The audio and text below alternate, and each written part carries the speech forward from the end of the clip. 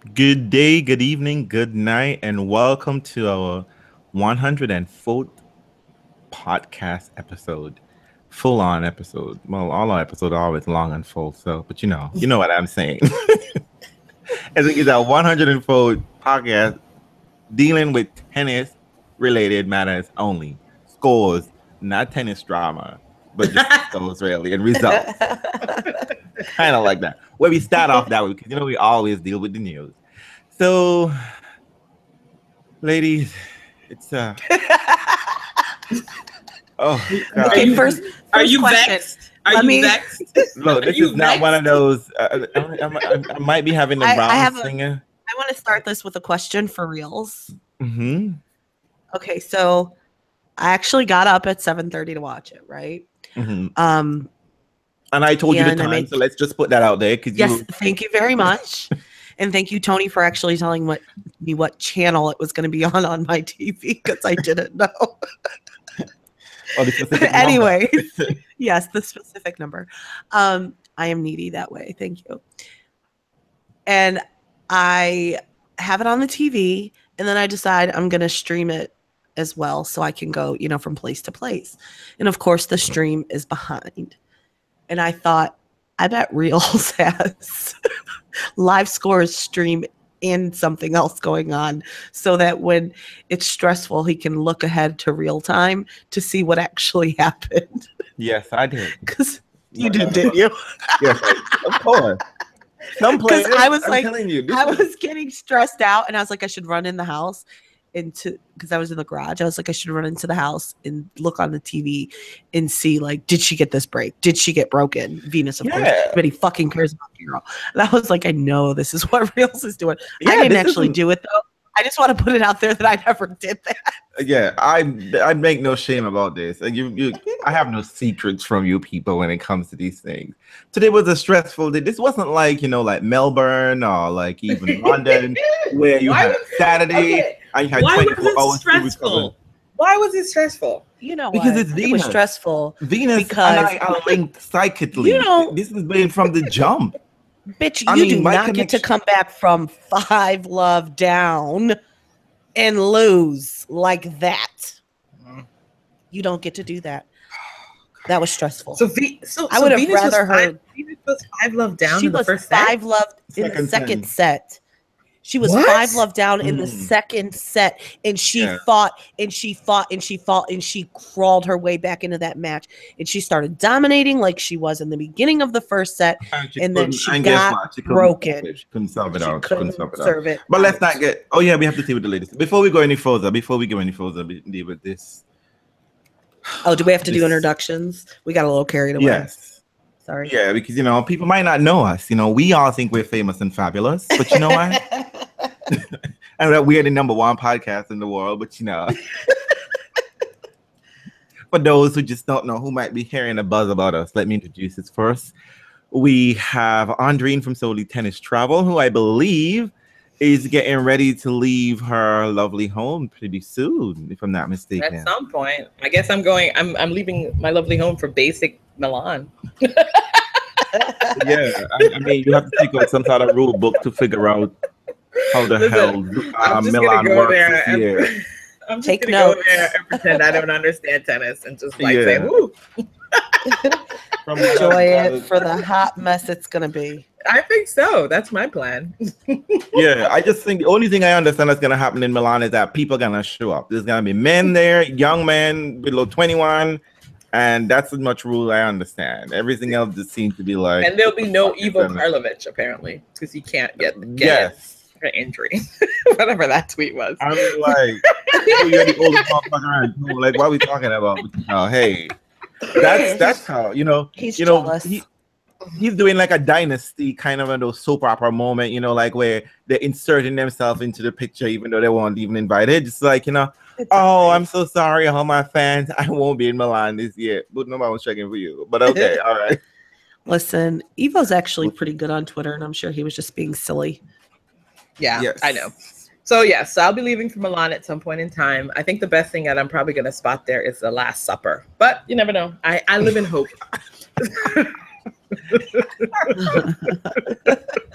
Hope springs eternal. All right, so that's Andreen. That's Andreen. And you're going to London as well, correct? I am. I'm going to go to London. And at some point in time, I'm definitely sure we'll probably do a call-in and have that fun time.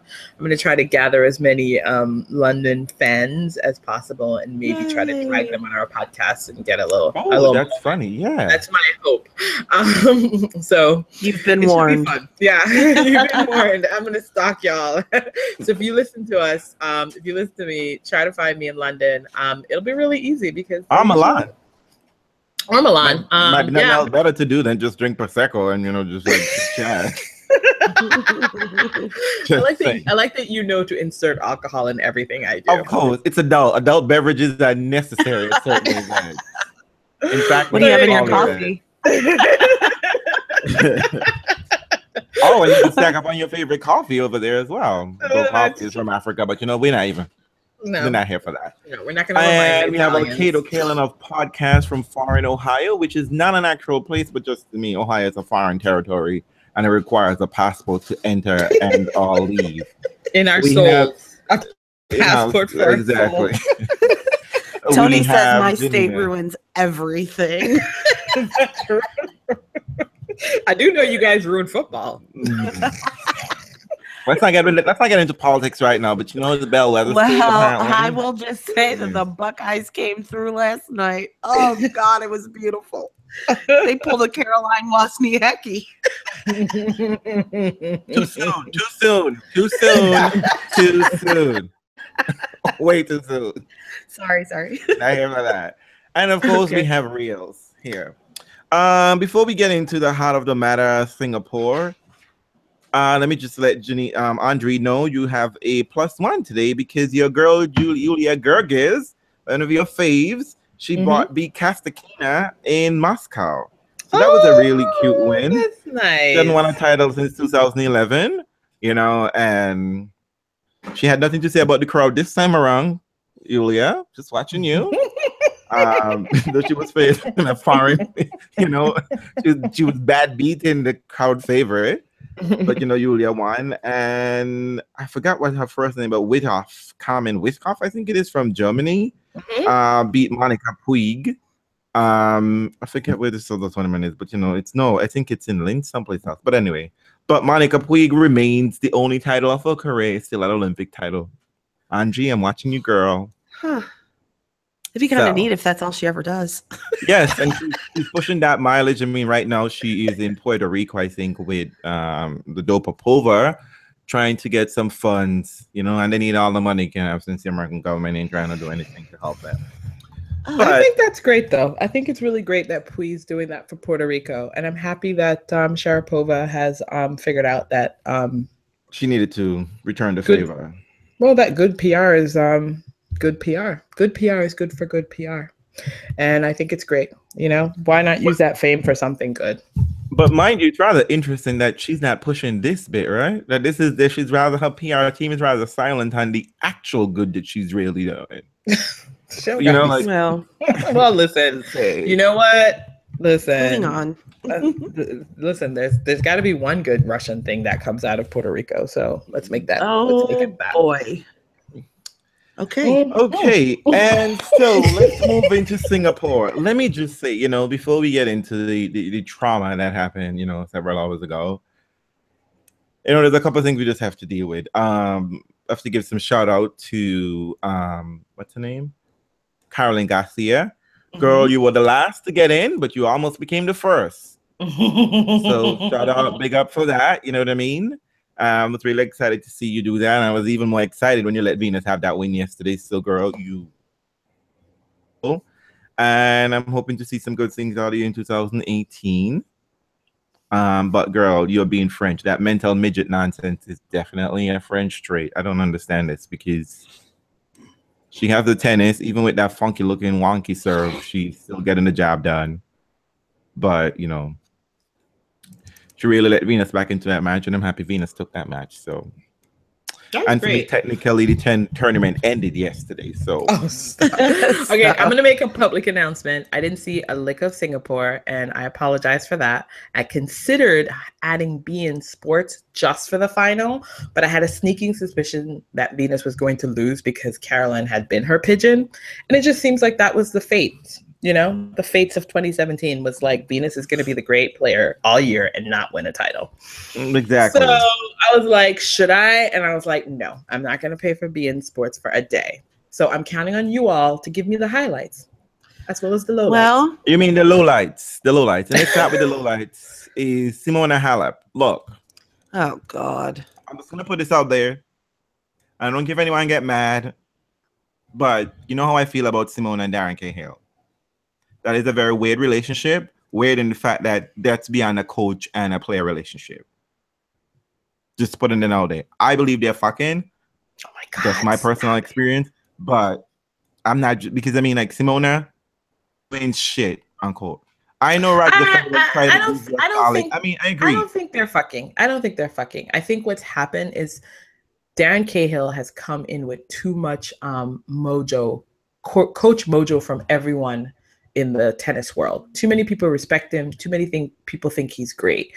And when you're encountering someone like that, even if they're not great for you, it's really hard for you. It's hard for you to admit that, because that means she has to acknowledge that maybe Darren Cahill is not the greatest for her. When everyone else, when she got to number one, I saw more congratulation tweets for Cahill than for her. Because technically she didn't do anything. She didn't do anything. Cahill did the work. He just was present. Because, oh my God. I mean, look. I mean, I agree. I mean, people are trying to drag. That's the story that they're telling about her. She's on. She's the one fighting and doing the matches, man. Come on. She's got to be given credits for that. Well, literally, she got to number one by losing. Stop. Well, this is technically the truth. But did you expect her to do anything in Singapore? Really? Did you? I mean, yes. Actually, I really did. Why? I honestly, because this was like, she can grind. She's fit. I mean, the court is slow. No one is gonna. She has a big enough serve. She's definitely solid against all these other girls to think, you know what, I might not be able to overwhelm them like a Serena would, crush the competition. But she can't. But I can hang with these girls. Ever. She can hang with these girls. But the pressure was even low. The pressure was even low, yes, because all she had to do was just beat Svitolina. Just, it's Svitolina. Svitolina is the number one killer. Hello. That's true. Svitolina saw her. Exactly. And I knew that. I I was watching the match and I kept off of Twitter. I was just like, let me not say anything. I was about to tweet, Simona is just going to show up here and just flop against Svitolina just out of spite. It's almost like, you're not even asking Simona to win a title to even consolidate this number one, win a major to consolidate this number one title. Just win a couple of matches. And every time she's been close to it, she just keeps tripping over herself. She got this not by winning, it's because she kept losing and other people keep losing more spectacularly. That's what it is. She didn't earn this. She didn't win this outright in the sense that, I mean, I guess that's not a way to call it. She earned it in the sense that she played the tournaments, she won matches, she had some solid results in the beginning of the year. She won a couple of tournaments, if I'm not mistaken.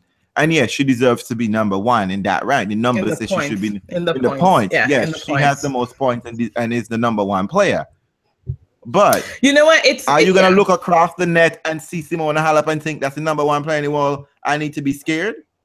Is she gonna win any free games when she show up against a tournament in the first couple of rounds? No, and no. That's the intimidation. But you know what? How rare is that really on the WTA side? I mean, really, the only number one who's gotten free points before she even gets out there is Serena. That's the only number one. According to Kim Clijsters today, Venus too. Venus. A lot of other players do it. I mean, no. Serena is the only solid WTA number one for the last couple of years, when upon knowing that she's number one, it has meant something. Well, yeah, no, that aspect. No, I'm not even talking about specifically about being number one, like a dominating, like a Serena sense. Yes, that happens, right? But Maria wins 3 games like that. But I'm talking about being a number 1 player. I'm talking about the mantle. Yes, other players have that. Right. But I'm talking about the combination. Right. Yeah. Serena is definitely that person, right? I don't think there's anybody else, right? There's no other number 1 on the WTA side that upon getting the number 1, people were like, oh, people are going to fear her. That hasn't happened to any of the number 1s. In recent history, or currently on tour? In recent history, right? In recent history. I think Kim probably did that because, Kim used to just run through the first couple of rounds at majors. So that's always did they fear her, really? Yeah, that's true. But she barely got to number 1. When she barely ever got to number 1. I think Martina. Because Martina was always the bitch factor. Solid. That wasn't. Yeah, Martina was always solid. So I would think Martina is probably one of those people who can, get through quickly. I mean, of course, in this current generation, I give it, I think it has to be Serena. Yeah, I mean, that's just, and I think that's really been the challenge for people when we have this number 1 conversation, is that we really want the number 1 to mean certain things. We want it to give you extra lift when you play, right? Security points. Yeah, you need to come out there. You need to come out there and look like the number 1. As a matter of fact, Jelena Jankovic came out there and looked more like a number 1, and she never won a major. I mean, Simona, girl, there wasn't even anything. You just have to come out there and just fake the funk. But you just come out there and just looking all funky from the jump. She's weak. From the jump. She's weak. She's always been weak. She probably always will be weak. And that relationship isn't working for her at all. That coaching relationship, because it's just messy. But get out of here, Simona. I mean, whatever. Listen, but she's achieved something that is great for her. No one can ever take away that momentary. And for Romanian tennis, number 1 per week. Yeah. Listen, it's been in a year where 4 other women became number 1 this year.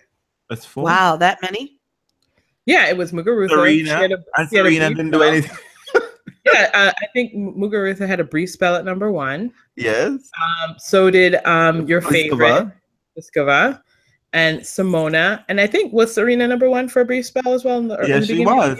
And Angie was the number 1 beginning of the year. So we've, the title passed around like a hot potato this year. I'm telling you. Yes, hurry up, Serena, come back. She's 21 in the world, just where she wants to be. That's insane, right? Yeah, that's great. Can we talk about that a moment? Serena Williams hasn't played tennis since January. She should be. Well, she didn't have any points to defend last year around this time. Care. Nobody should be ranked that high that played 1 tournament or 2. A tournament in an EXO. I think Nole is still ranked in the top 20. Yeah. And is he really? Where's Murray? I think Murray's still in the top 20 as well. I'm gonna look for live ATP score, but I think they are still there. So it happens. It's bullshit. Anyways, let's talk about this mess. Djokovic is number 7. Djokovic is number 7, and Andy is Djokovic is 7. No, like and Andy's number 3. No, you want to? I'm telling you right now. Andy is not number 3 in the world. Oh yeah, that's true. Andy is number 3. No. Yeah, that's. I mean, the live. You know how the rankings are. The live ATP. You're talking about the race. You're talking about the race for yeah, the race is different, but the live ATP ranking. Know what when the all ranking. The points are without the points still being on. Djokovic is number 7, and you're right. And Andy Murray's still number 3. And Djokovic is number 10 in the race. Yes. So, had he come in and decided he's gonna fuck shit up in Basel and play Paris and win, he would have been right there in London too. So, oh my God, you'll never hear me say this ever again. Novak, come back. I need a good laugh. I need a good laugh. But anyway, we got off track. Let's come back. Paris. Yeah, we're totally off track. We have 11 minutes to discuss the rest of this mess. I'm just saying, some of these ladies, I expected Muguruza to do something, but she just why? Why do you keep saying these crazy things? Because it's what I'm Muguruza. saying is she doesn't do shit. She strings along some wins and she falls every fucking time. This is exactly what she does. This is not new. This is typical. I get all of that, but mugs. I mean, I'm just simply saying this much. Okay, yes, this WTA finals, people can come for me, whatever. I'm gonna totally say it. It was one. The only good storyline out of this was going to be that's going to be create a lot of press and really exciting. Is this Venus had won, and then people would have slided and be like, "Oh, this old guy roll up in there to beat all these young ladies." Yes, that's true. But this Caroline Wozniacki win, ain't getting carried away, but except in Denmark. Yeah, what's so interesting about it? I don't think. I mean, listen. Obviously, who cares what we think, right? Because it's just she still gets the damn title, but it just doesn't mean that much to me. I keep hearing this is her biggest win of her career, and I'm like, why? It is right. Point, right? Just points. It is just points. I mean, that's really what it is. I just think this tournament is stupid. I mean, the tournament never becomes. It's rare for the WTA Finals, Singapore to represent something about the season. You know what? That is exactly what Tony said to me this morning. He's like, you know what? The WTA finals never represent the season. He was like, look at the recent past winners. It just doesn't mean much. It's like, that's why I'm excited about it. You know why? Well, because next year Caroline Wozniacki is gonna flop, and perhaps Venus can get her life together. No. It's because the court's so fucking slow. Well, but it just, you know what it is? It's you don't get the story that you want from the finals, right? It's a race of some sort, right? It's too much parody from the field, unless well, I mean, it's a parody or the fact that you pick a court that really equalizes everybody, and then so nothing happens. Right? Is that what it is? I mean, I'm not even talking about that, but I mean, in terms of like when you really think about it, Venus is 37, and she's hanging with these young girls. The oldest person is 10 years younger than Venus. Oh my God. Did you have to put it out there like that? Venus could be Ostapenko's mother. She's 17 years older than Ostapenko. Why did Kim Clijsters tweet a picture of Venus? No, I don't know. It's Judy Murray. I don't know what you want that to mean though, Realz. No, I mean, what we know is that Venus is a champ.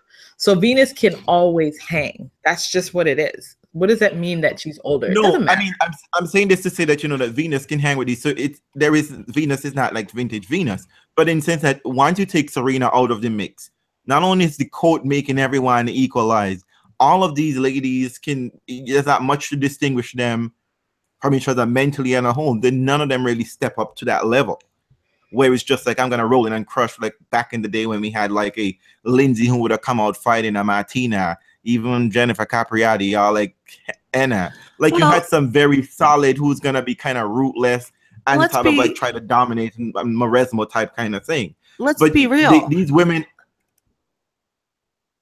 Venus wins today on a fast hard court.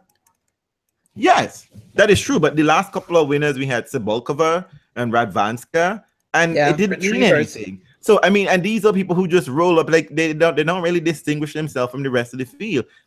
We said it at the beginning of this when we started last podcast. Like anyone could have won this tournament. Anyone could have won this tournament, and who ended up in the finals? Wozniacki and Venus, which was a good story. But how do you lose to your pigeon? They hadn't played in 2 years, apparently, right? Did I hear that right today? So that matters because Caroline and Cara is better. She's better much better now. However, and the court was all for her. That court was right up her alley. Yeah. The longer them rallies went, the more you knew Venus wasn't going to get that shot.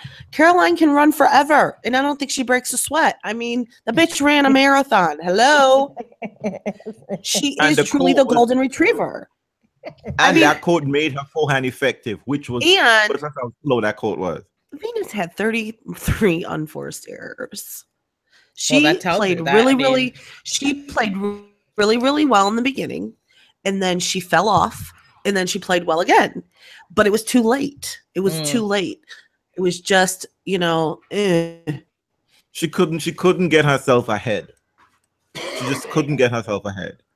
Every time she tried to, it looked like, she just kept stumbling and falling. And it's, this is like, how many finals Venus has put herself in? I mean, Caroline got nervous. She got nervous. She was serving for the match at 5-love up, and she called her fucking daddy. Down twice.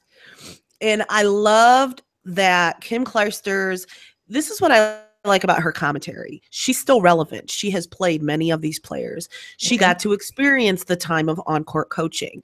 And I don't know who who she was talking with, but they said, what is your take on on-court coaching, especially when your opponent is up, coach? And she said, honestly, I feel like I won something. I'm in their head. I think it's weak. That's the word she used. It makes them look weak. And Caroline is steady calling her daddy. You're fucking winning. You're kicking ass. Why are you calling your dad down? And then she got nervous and she couldn't serve it out. Rattled off all these games to get it back to 5-all. No, she got it to 5-all. No, didn't she? Oh, was it 4?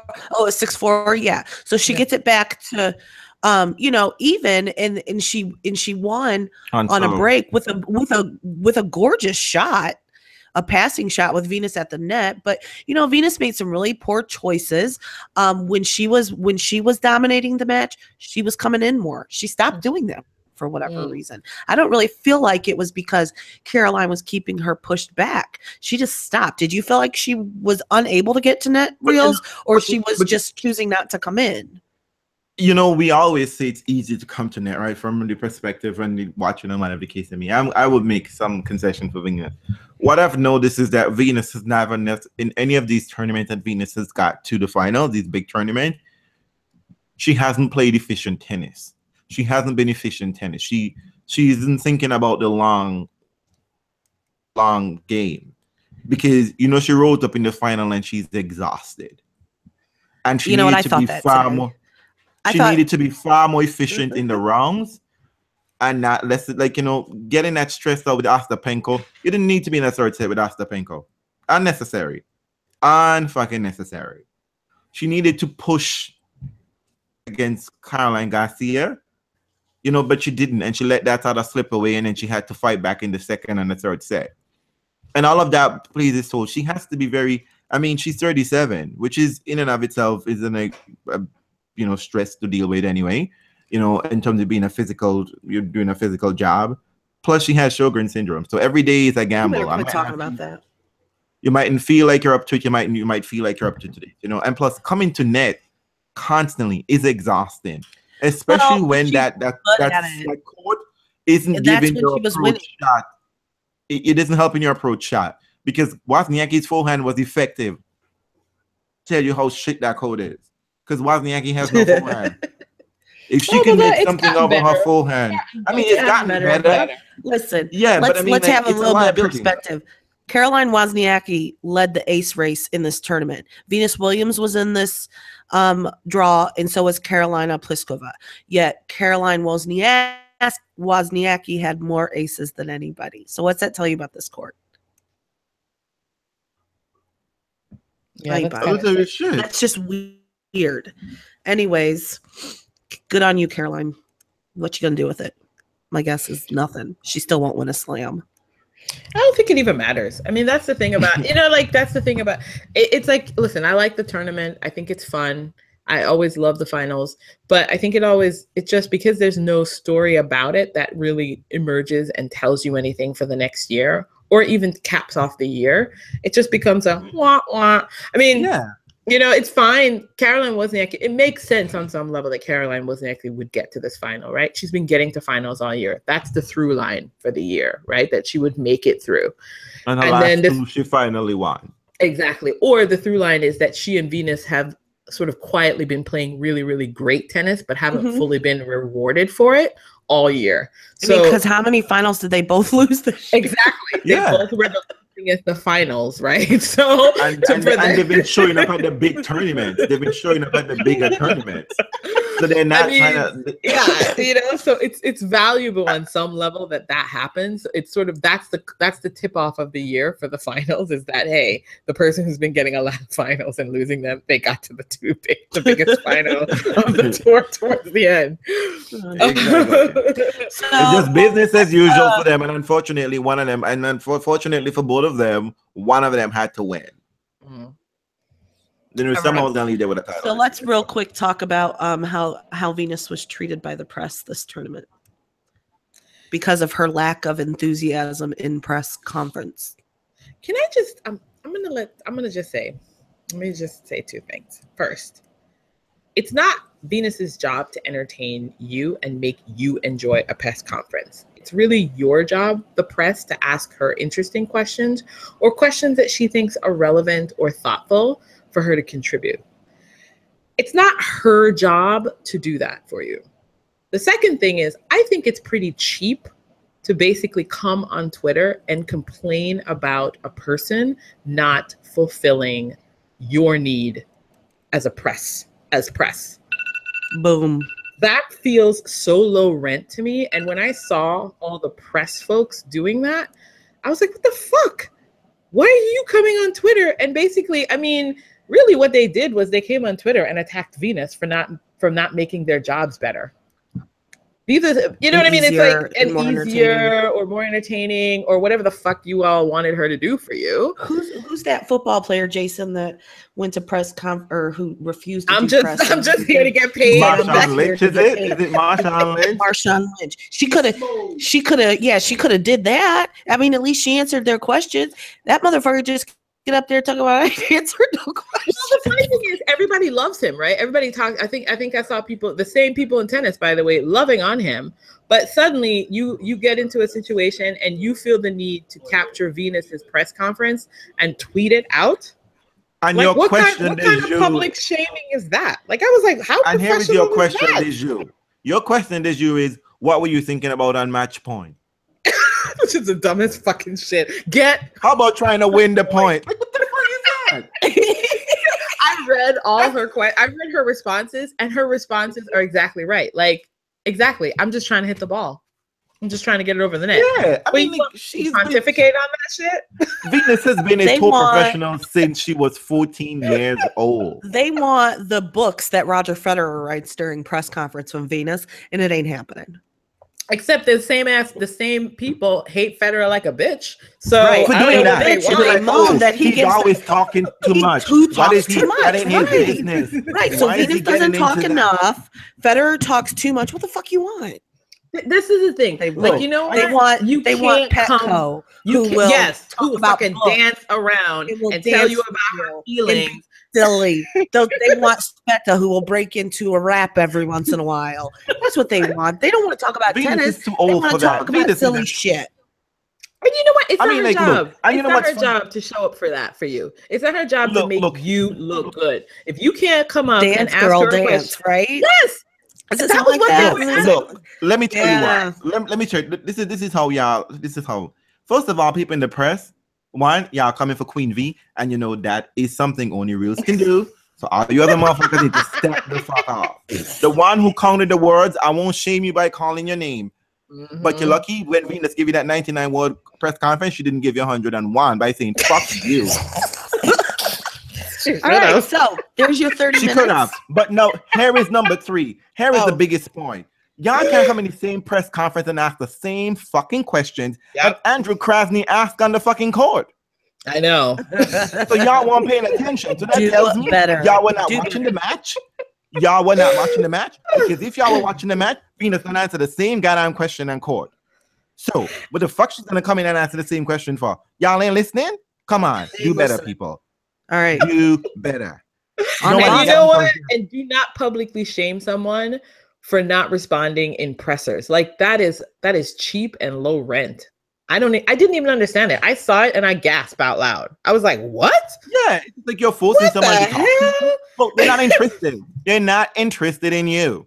Also, and some of y'all are, and this is just pissing me off, This is why white girl feminism be pissing me the fuck off. Because y'all be turning around and being like, oh, men shouldn't tell women to smile. Men shouldn't force you to talk to them. This is the same shit you're doing to a woman. And again, y'all never see the parity when it comes to a woman of color. So she should come out there and do you.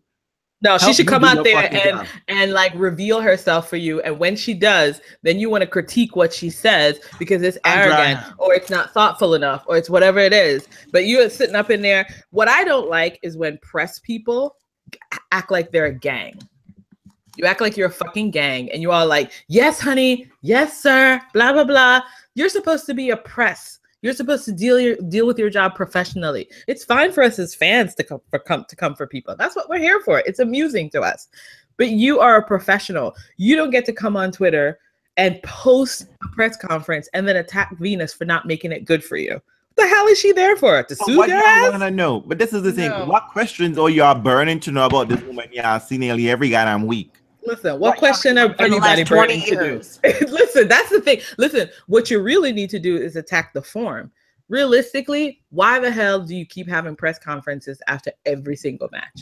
It doesn't make any sense to me. I think, and listen, the guy who talks too much. I remember Federer proposed at one point in time that maybe for people who have been playing tennis a lot, you wait until they get to a certain part of the tournament. And maybe you know what I mean? It's like maybe you focus never do on that if the great Roger Federer is the one that proposes it. Do you know what I mean? Like focus on other people. Focus on like maybe people who've never made it past this round, or certain like in the early rounds. Draw attention to those people, and then towards the end, maybe semis, quarters, semis, final. You focus on the people who are there, and maybe some of the oldies. But realistically, I look at those press conferences. I've been in those press conferences. I'm like, what else do you really want to ask this person? I mean, it's like. You've seen them last week. What are they gonna say today? But what? Exactly. And I got my hair done. I mean, like, look, what I didn't understand is that, look, after the first press conference, she was throwing y'all shade as fuck. She wasn't here for it. Why the fuck you shopping the second one trying to get more out of her? I know. Right? Y'all already know how she's gonna be. Well, you know what the best thing about Singapore was, really? Is that they took a book out of Roger Federer's tournament, aka the Laver Cup, and did that sweet camera angle. That's nice. Apparently, that nice was improvement. New. That's Apparently, that was new, and we've never seen that before. But whatever. Just throwing that out there. Okay, anyway, I just want to add one thing. I just want to add one more thing. Something that we didn't. I think we overlooked it the last time when Venus made a big fan Wimbledon. Is that almost every time Venus is trying to come out and do her job, this incident with the car accident keeps cropping up, and they kept bringing. So that is another issue. Did we talk about that? No, I don't think we talked about the incident separate from Venus' performance at any other tournament. But no, I don't think they talked about it this time. They didn't talk about it this time around. I think she may have said, we're not having that conversation because she had to tell them at the US Open, we're not talking about Serena and her baby. Are you insinuating, or you think that she said don't talk to me about that? No, I don't think she said that. I think she can't. I think what she did at the US Open was she cried, right? Is that where she cried about it? Or Wimbledon, I think. Yes, Wimbledon. It was Wimbledon. It was Wimbledon. No, you can say you're not talking about certain things at press conference. You can. Yeah, but she's never actually said it. I think she's just said, moved on, and I think they couldn't pull anything more salacious out of it. Listen, but Realz is talking like he knows that this happened.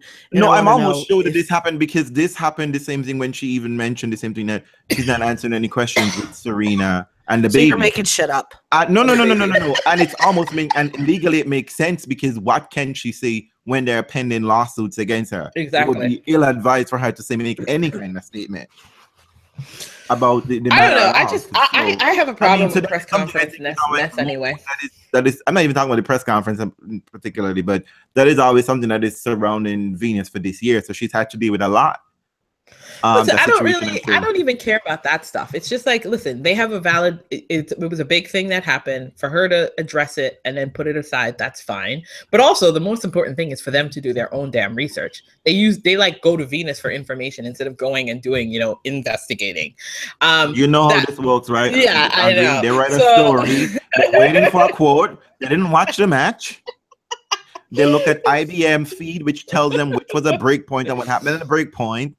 All I'm saying is do better. Do not publicly shame people because they're not giving you what you want. If you want somebody to dance for you, you can just go call your favorite German. Okay? Tyrone. That's all I'm saying.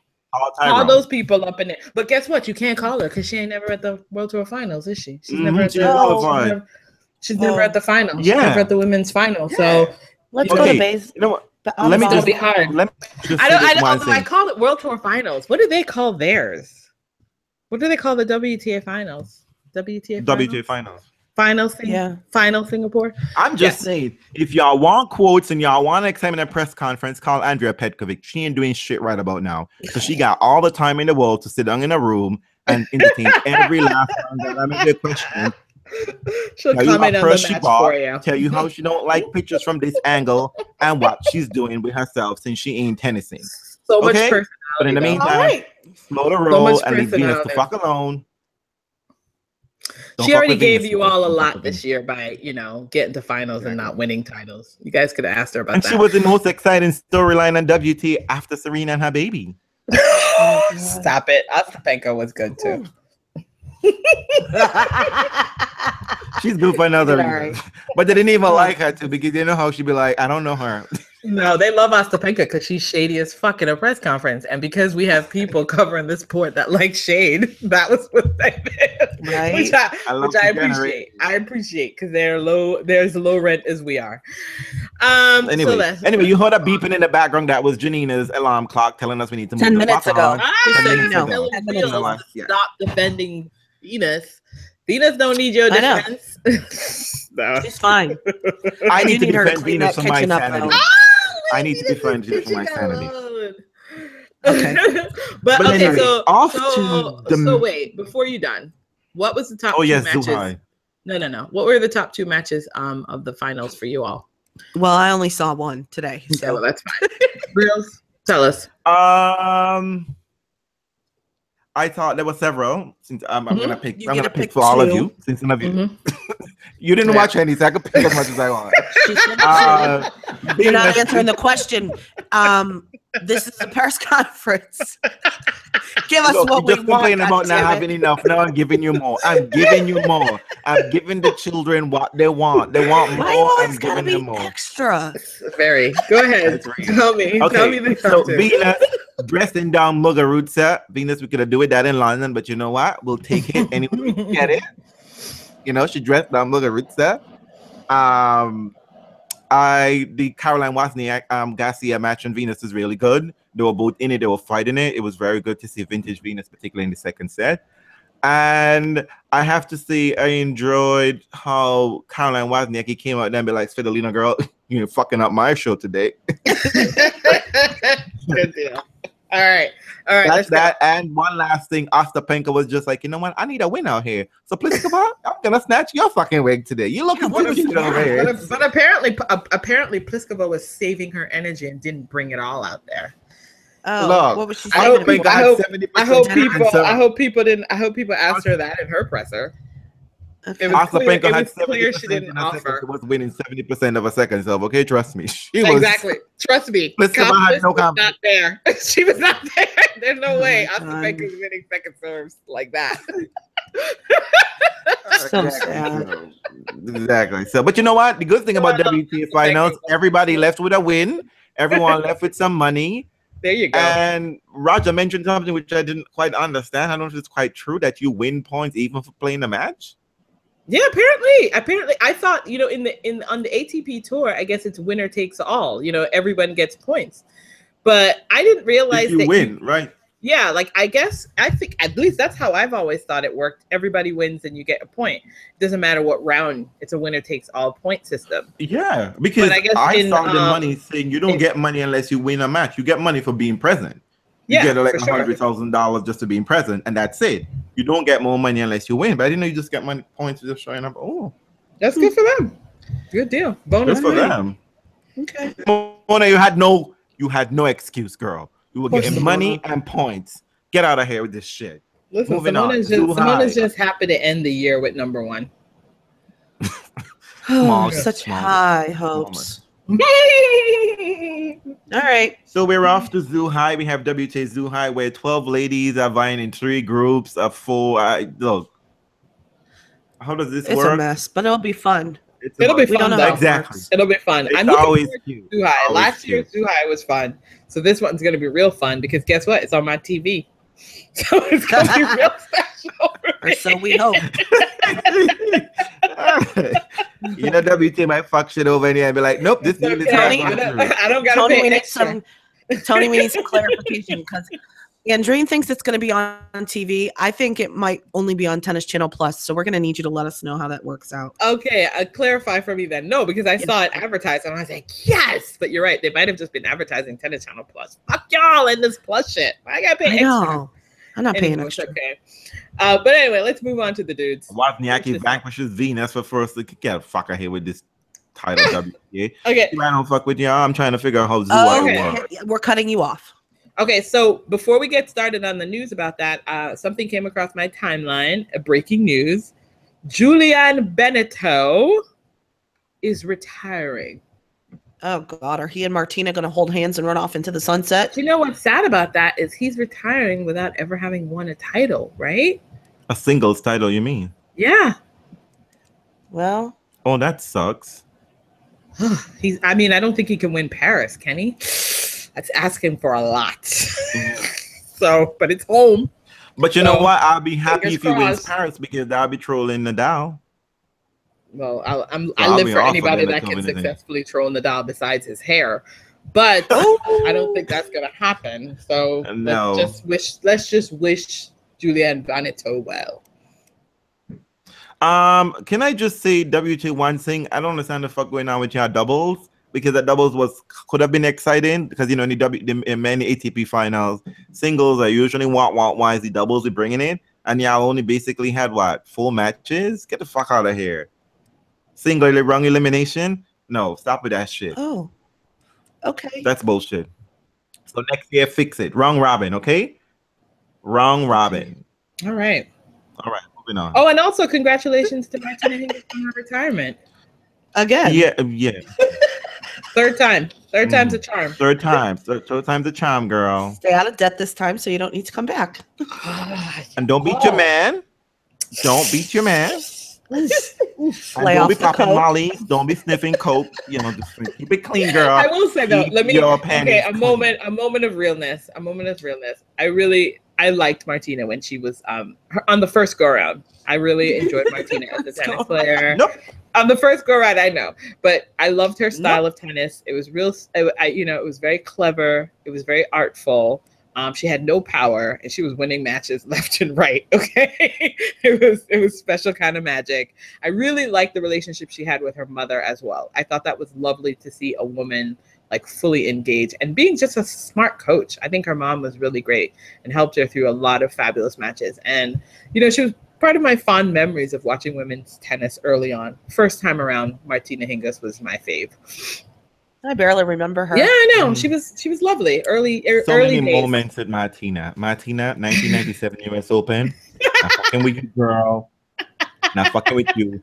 Breadstick, my girl Venus. So you know what? Realz never forgets. I know. I wasn't as huge a Venus lover then. I really loved. I know. I really loved WTA just in general. Check then. Irina Sprilia in the semifinals. That was my. She was my road dog for life. Road dog for life.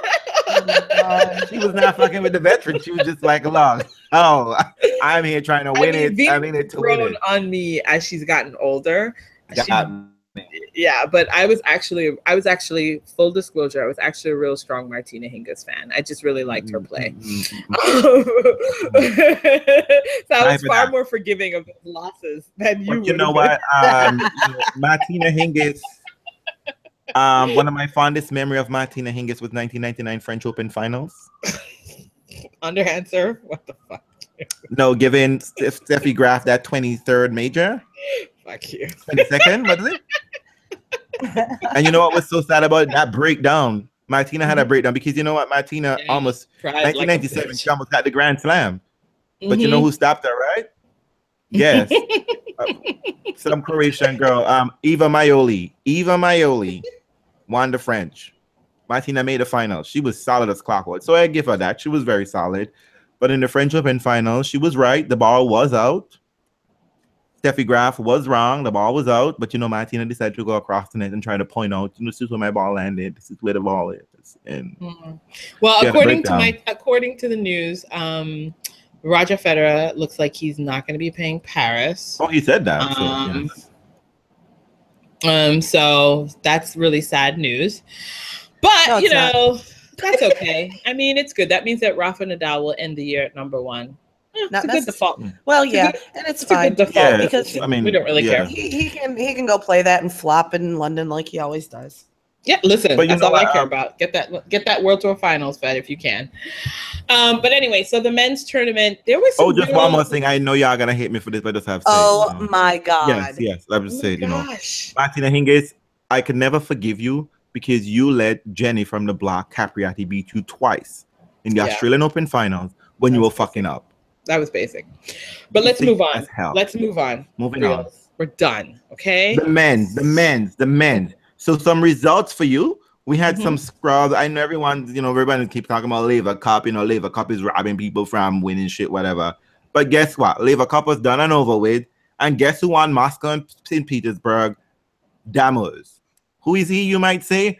None of y'all might know, but one ATP scrub won 2 titles in Russia. He won St. Petersburg and Moscow. So don't blame Lever Cup for people not showing up for tournaments, And Tsonga won a title in Antwerp. And Delpo was on a very good run. He beat Dimitrov, who ain't doing shit this year since that. No, how could he not be doing shit this year and he's getting to the World Tour Finals for the first time? Your pronouncements make no sense, Realz. Dimitrov? Yes. He's falling off the second half of the year. He had a really strong first people half have been absent. There's too many people absent for him to. That's why it is. It doesn't matter. He's made the World Tour Finals for the first time. It is what it is. You can't say like he ain't done shit. I can't say that. Such an asshole. He's Simona Halep his way up into that finals. Like how she did her way to the number 1 title. It's fine, but at least he didn't sneak the number 1 title by winning nothing. So. I'm just saying. So Delpo won a title. Delpo has been doing pretty well since the US Open. He's had a very good, nice run. Here is someone who has benefited from rest. Let us not just try to drag Federer into this conversation. Delpo has been very selective where he shows up. Anywhere Federer is. But nonetheless, he's showing up.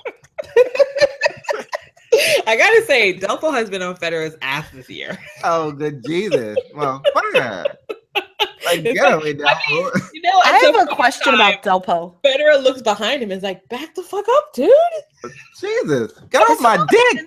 Has Del Potro always been such a whiny little bitch? No. He hasn't, right? Yeah. Like, yeah. this is really a major turn on. Please establish what you mean by this term, whiny bitch. Yeah. I just feel like he's always whining on court about something. He's just shut up and play. Well, you have to understand, I think for me, he achieved success at a very early age. Particularly in the age when what we consider the big players have been dominating, and I think in some ways there's sort of he's bitter, and I mean it's understandable because his body let him down several times. Key moments. Do you fight with Carlos because of that? Well, I mean, like who's he gonna fight with? He can't fight with his body because he needs his body to work. So, I'm gonna blame. Look, this is how it works. Standard operating procedure is if you can't beat this man around the corner, beat the one you can beat. Always fight somebody you can beat. And we know how officials are easy targets. Officials are easy targets. No one seems to care. I think he's using the neurotic school of like pumping himself up. He tries to, or the stand. Stan does that too. They like to engage the umpire to give themselves a little bit of juice on the court. Yeah, and try to tell him, the umpire is like, you are the one why I'm losing here. I'm pretty sure that it's your call. You can't do my matches anymore. Forget about. I mean, like Thomas Haas is famous for this as well. Yeah. He's always blaming the wall. But we don't even need to even go down the Haas road. Yeah, let's not but I think what was really interesting though for the last maybe week or two is that the race for World Tour Finals was actually kind of interesting for the back end. Maybe from 6 to 8, that spot is actually still up for grabs. And Delpo would have gotten a really big leap if he had won the Basel tournament today. And then Tsonga as well. Both of the people who would have given themselves contention by actually winning. I know that looked salty bad. By Pouille. And you know what? Federer did How's that happen? Listen, I don't know, because I took some advice from our lovely listener, Maya, and I turned that match off and I started watching a Hallmark Christmas movie. You wanted to cheer yourself That up? shit was bad. That was horrible. I'm like, Tsonga, what are you doing, dude? Well, you know what? To be honest, Tsonga should have been taken care of by Azarov, but and possibly Kohlschreiber. Oh my God. I know, right? Count on Kohlschreiber for anything. So. Oh man, actually, so I think that was kind of a shame. That was a shame that happened. Where I get tennis results from. My app actually had Kohlschreiber winning. But they had the scores reversed. So when I checked later, they're like, what coach driver lost this? Like, how could you lose it in straight sets and you wonderful set? But Tsonga is he's a hot mess with still fucked up hair. And look, Pouille kicked his ass today. Bottom line. Battle of the Frenchies, and the young one won. That's it. That's what happened today. It wasn't pretty.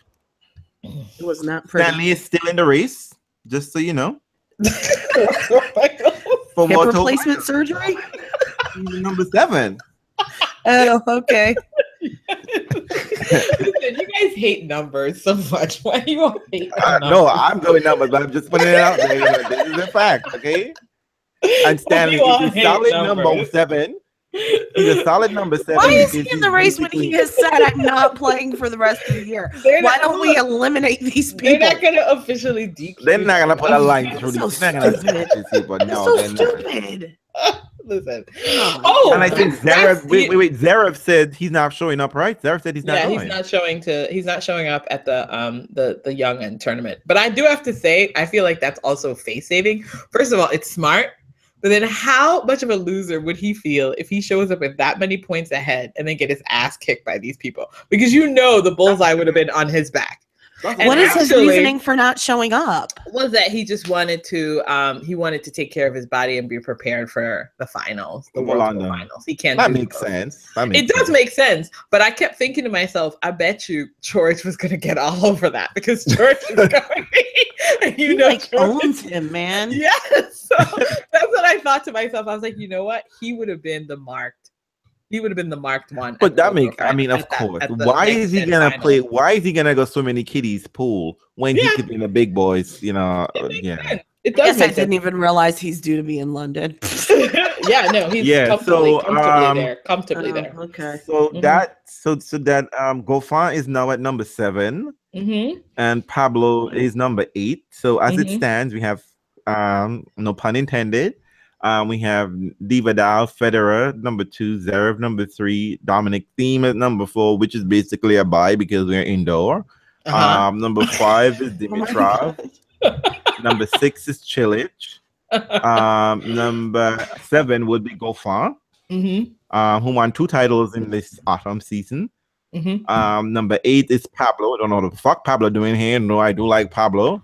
And the alternates a good clay run and having that nice run at the U.S. Open. He did have. He did well. He did well in the beginning of the year. He did well in Miami. That's what I mean, and also just a good clay run. I mean, until he decided that he wasn't going to stop Rafa from winning the French. So, yeah, we're going to go home. Okay. And the 2 alternates are Sam Querrey and Kevin Anderson. How did we get to London already? Are we done with Basel? Huh? No, we haven't gotten there yet. We're going to talk about that final match. We're just here. Yeah. But Novak is number 10. That's good. Good for him. That means people in the race to London who have called it a year. That's essentially what it comes to. Oh my God! You know what'd be really funny? You know what'd be real fun if Novak showed up as like a surprise. Like you fuck the 2 alternates or the 3 alternates or whoever they are, let them all fall off, and Novak's like, "Hey, I'm just gonna show up as an alternate, y'all." I mean, why is he not playing? Like Novak? What's his supposed injury? Emotional. A broken heart. Emotional stress. I think so. Too much winning. All right. I think so. Maybe he's reading his fans' timeline. He's like, "Fuck it, I don't want to give this people elbows. I'm just gonna elbow injury. I think the legitimate initial thing was elbow injury. It's elbow, right? Yeah. It was that elbow. He's getting that work done through telekinesis. I think so. Levitation works too. Yeah. Pepe Le Pew. Pepe's gone. No, Andre's coming up in there. Andre's rolling up in there. Andre's like, he hasn't been fired yet. No, he's supposed to be coming on tour. Which, by the way, is something I did not miss. So that's going to be real fun for all of us to be watching Andre coaching. Yeah. All right. Go back all next year. So the final. This Basel final was a shit show, y'all. Well, Basel tournament was a shit show because Manarino was pushing Federer to 3 sets. So we just put it out there. That was a shit show. He had never wanted to set off a Federer. And he almost way up into that match when he dropped that set. That was like, I don't know. Yeah, and then he was composed, got his ass together, and took care of the second set. And so I was feeling pretty comfortable until what was it? The tiebreaker or no? No. I think Martina had a chance to possibly go up 4-2. Yep. Oh, I didn't see that, in the third set. Remember that game? And Federer served this tournament has been very dodgy. As in the fact that he had 3 double faults in like what game this time in this it was final. A mess. It was homeboy was hovering around 40%. Listen, 52 in the end. In the end, he was 52%. I was like, whew. At one point today, he was serving. Was the fact that Delpo's second serve was dodgy as fuck. At the end of the second set, Federer was serving at 32%. Shit. No wonder he pulled out of Paris. He's like, I don't know what's going on. They were like, I don't know how he's up a set or, had managed to get a set. His serve solely at 32%. Listen, we saw some pieces of Federer that we haven't seen in a long time today.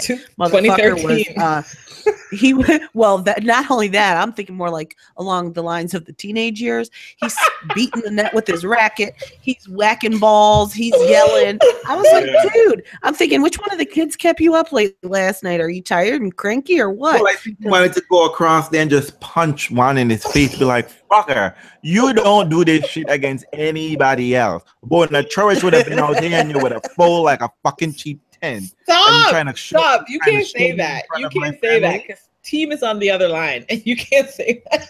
Team knows. Oh my God. Team knows exactly who this Delpo is. Okay. Man. No, the thing was, you know what it is? Sometimes Federer is like Spock. You know how like for years Federer was like the unemotional player, right? That's what everybody accused him of, being like too cold and too remote. And I feel like as Federer's gotten older, it's like, remember when Spock started crying because he couldn't contain it anymore? This is Federer right now. Federer. Oh my God. I don't know what people talking about. There's nothing I like better than a pissy Federer. I like a pissy bitch Federer. I mean, right? He was fun. Pissy as it's always Delpo. Remember in 2009? Yes, it's Federer was Delpo. the umpire. No, you don't tell me shut up. I could talk whenever I want to talk. Come for me. Delpo does something to Federer. Yeah. And Delpo is just sitting over there. You think that Basel is the smirk of Delpo, be like, yeah. Because Delpo wasn't doing anything interesting anyway. No, Delpo it was just wasn't Federer. Federer was just Federer. Federer was just like, he was just making poor choices. Like Federer just played some sloppy tennis that allowed Delpo to get in the match. Potro to pull ahead. He played a shit tiebreaker. Yep. I mean, he played some shit tennis in the fourth or the third. He was lucky to win. The only reason Delpo didn't win today is because he couldn't keep his mental shit together. Federer Federer did the one thing he had not been doing all match. He consolidated a fucking break. Well, yeah, but he would string together a few nice points after he played like shit, and Delpo would be like, "What the fuck? Where'd that come from?" Yeah. And it obviously rattled him. Obviously, he got a little bit rattled. And you know what? Federer's backhand though. There were some points where the backhand saved his life because Delpo was all over that backhand. And you know what? Thank God that Federer has figured out a way to hit over that backhand this year because it has been saving his ass. Like that was the match. That was his service. The other thing today is that Delpo was Federer knows he just have to go to the forehand side because had that been Diva Dal across that net, it would have been dirty. I would have broke my computer screen today. It would have been nasty because Federer just knew. Whenever happy. Delpo rushed the net, he just had to go to Delpo. Delpo was going to pick the forehand. Yeah. I was happy Federer won today, of course. I'm always happy with that. But that was not fun to watch. It really wasn't. It was really ugly. I'm like, why are you double faulting all of this? Yeah, this is stupid. That tie break, it was painful. I flung it down. I'm like, fuck you. It's like, fuck you, Federer. I'm gonna watch people kill each other. What about when he had break point? When he had break point early, I think it was in the second set, he had break point. And then he flubbed that volley. I was like, what the hell's going on? Right? Like, there was a mixture of just like shit tennis and beautiful tennis today. It was really I was feeling, you know what? I was feeling so low when that match started because of Venus, the match that didn't happen. And then Federer came out and Federer broke Delpo, and I was feeling myself. No, you can never trust that early. And then Delpo just broke back, and Delpo was just like, fuck you, Realz. So you know what I do like? Show up here. You know what's great though? Federer served for the set. I know, got broken again. And then got fucking killed. And you know what? You know what was pissing me off? Delpo didn't even look worried.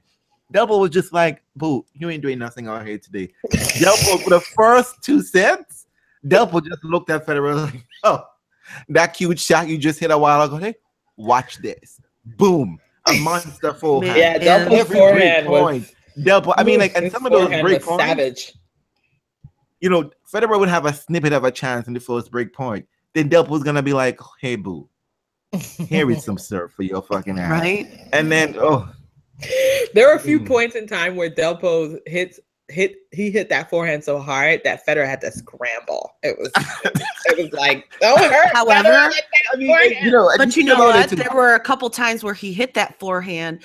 Federer scrambled and won the point, and then because he just had to cover the forehand. We don't get to see that defense on that level from Federer very often. It was nice. It was real nice. But I don't know. That's actually what he did to get the break in the second to break for the match. Was a real see scramble. him going like, it's time. Oh my God! It's time to turn it up. No. Listen, there was a point in time in the middle of the second set where Federer did the whole throw of his hands and be like, "What the fuck?"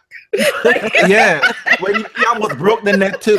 He almost it was great. You remember that shot? You remember that shot in the second set, right? He was an angry little child at times today, but then so was Delpo. In the third set, easy, give me forehand. Federer at the net. Surely this motherfucker can't miss it. But you know what? My TV, my stream saved my hand.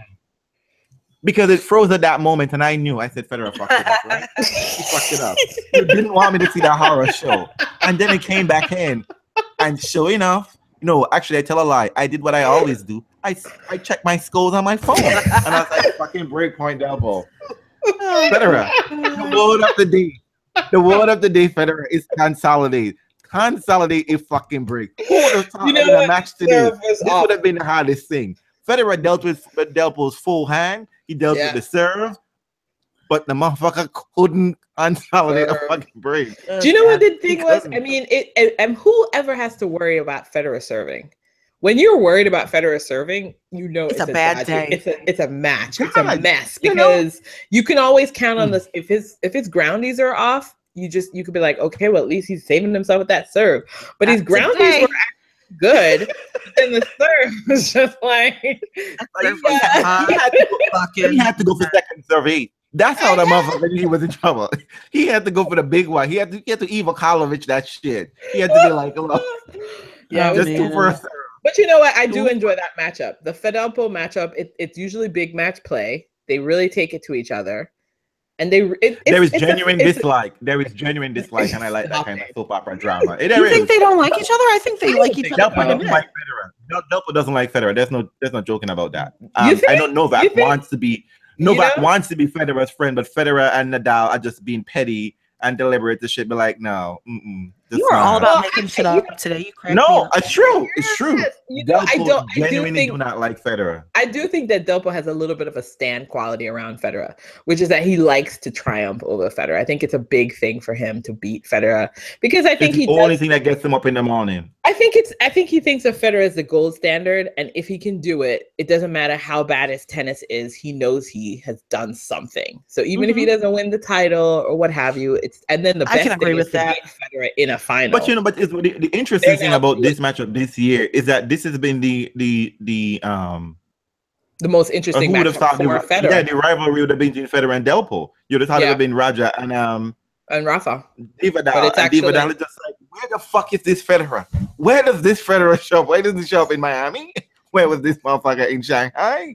Where was this fucker in Melbourne? Because you're right. You're right. The rivalry of this year has been Delpo. So you kind of hope that if Delpo can figure out a way, if Delpo figures out a way to get himself to World Tour finals, he could definitely play spoiler. It starts fresh. That's why Federer was all about I ain't helping you today. No. You're gonna get 300 points, and you just stay quiet. And I'm gonna take this 12. Because if it were Rafa, Federer would have been like, whatever, I don't care. No, I think he would have still fought. I think he still fought because you know, extra. Gotta go extra. Well, you know, it was not fun. That was not fun. But what was fun was watching.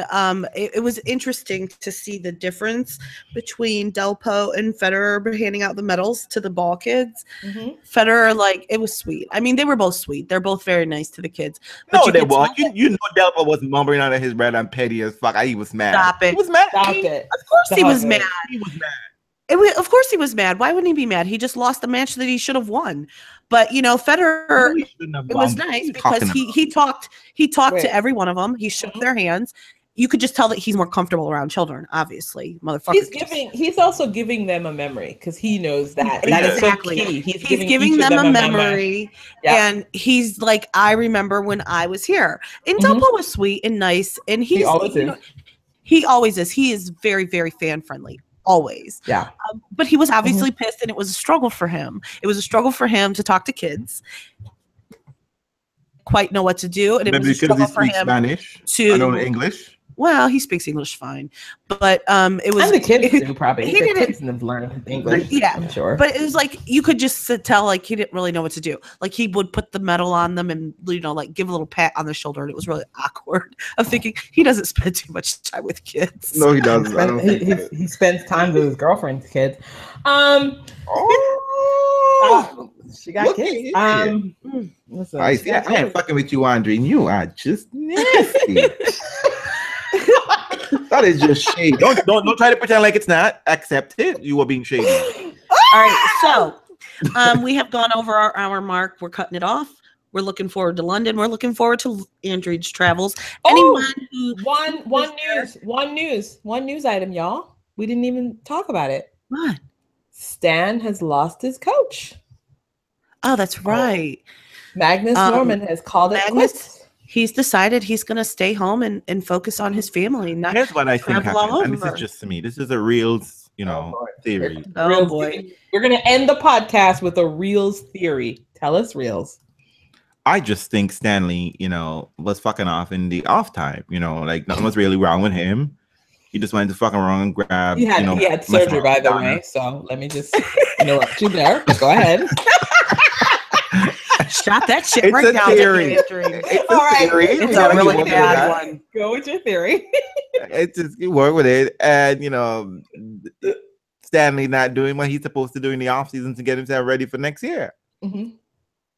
Magnus just like, I'm out with this bitch. I got other things to do with myself, and I really hope that when he goes to Sweden family, he works and sort of develop the young talent that's there because there's a lot of young people in Sweden, I think, who Master the Mikkel, the Yamir brothers, and I'm hoping that's his plan. I don't know if his wife wants him at home. Get out of here. Women never want their men at home after they've been out traveling for so long. But like, what is he doing at home? No, you need to go find a day job, okay? Yeah, so like, it'll be interesting to see if Stan gets himself a new coach right away, or if he tries to go. Who should he get? Like, who should be Stanley's new coach? I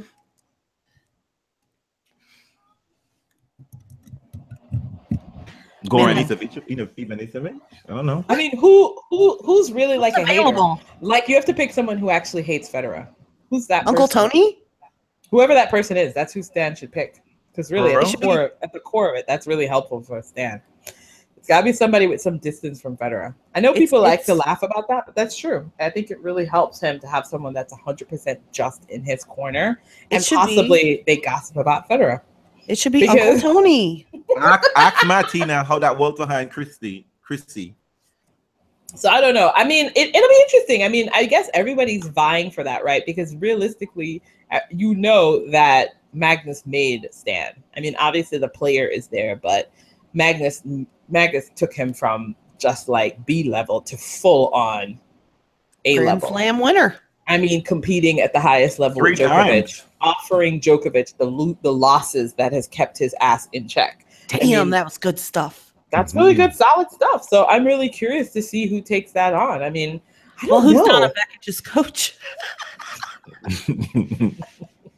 No one knows. Okay. All right then. So I don't know. Maybe it'll be fun. It'll be interesting to see who Stan picks. So I don't know. We'll see. We'll see who turns out. I better not see Magnus Norman show his ass up on tour though. You know, I hate when people say that I'm gonna leave and go, work at home, and next thing you know, 2 months in, their ass is back. I told you the wives always be like, "What are you doing at home? Get out of here! You're bugging, you're pissing me the fuck off." Okay, if you don't want to be divorced, and I keep half of this shit, go back out on the road. Go. Oh my God! So if anyone sees Andrina Broad, say hello. Say hey. She's really nice. She's not nearly as mean as she comes across on the podcast. And you can give her chocolate for Realz. You can give her chocolate for Realz. That's important. All right. So basically, just load me down with chocolate for Realz. Where is my chocolate from Australia? Oh yeah, we got to get that going. Realz. Check that. Check your Dennis, mailbox. He ate that shit. Just so you know, we didn't get anything. Well, you know what, guys? It's been real nice. Singapore, stay basic. Always. Yes, you know what? Move that shit from Singapore. Okay, take that to Manchester. I think they are. I think that I think the contract's up, right? The contract's up, and I guess there are. What is it? St. Petersburg is competing, or some part of Russia's Manchester's competing. Manchester. And honestly, we're not about that Russian life because I don't treat gay people right. So exactly. You have a bunch of lesbians on that tour. What? So I can't go there. All right. So yeah, I mean, like Manchester. I mean, I guess the good thing would be it'd be easy for me to get there, but damn, why are we going to Manchester? That could be good. You know, that could be nice to go to have it in a place where I'd actually have a chance to pop over if I want to. Yep. So, make good choices. Make good choices, which means no place where homosexuals. And make sure we can see it on TV, please, easily accessible. Okay. Mm-hmm. We'll see about that. It's more difficult for me to throw my television as it is for me to throw my laptop. Yeah, okay? I would love it if the WTA had a separate contract with Tennis Channel just for the finals, just for the Singapore thing. Can you get that? Can you make that happen, y'all? Can you do that like you do with Indian Wells? Pretty please. And Charleston, if you could do that. I'm set. Charleston, Miami, and Singapore, I'm okay. The rest, my God, do the hell you want with it. You catch it if you can. Yeah. Anywho, it's been lovely, y'all. Federer played like shit, but he snuck that title anyway. Thanks for saving another Sunday. Venus played that shit and couldn't sneak it because the WTA is not. So this has been Melbourne. Basically doesn't allow you to do that. The WTA doesn't allow you to play like shit and win titles. That's what that means. So this has been Melbourne. It has been London. Mm-hmm. It has been Miami. Mm-hmm. It has been, and now this sad Sunday, Federer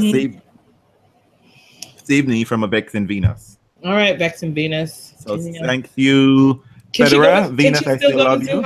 Can she still go to Zhuhai? No. Sorry. You are so wrong.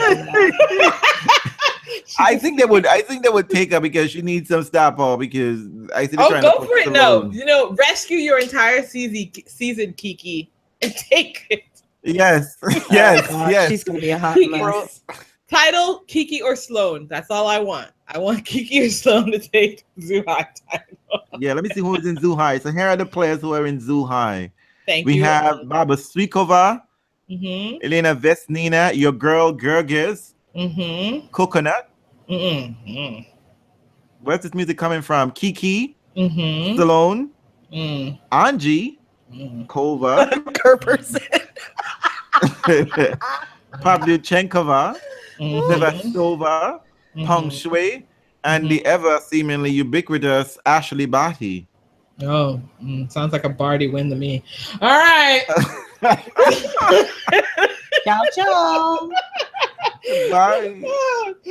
None of these people will be dragged for their pressers. So we've already started out ahead. Oh my god. Do I think Kiki is Gabby gonna do it in Swiss German just to fuck with them? All right, we're signing out. Over and out. Good night, people. Thank you for. Don't forget to comment below and to spread the word that we're the best podcast in the world. Tennis podcast, that is. I don't know though. That's so not humble. We can't be saying stuff like that. We got to come with humility. True. All right, okay. It's true. We ask you humbly to respect that we're the best podcast out there. All right. That was well done, Roger Federer.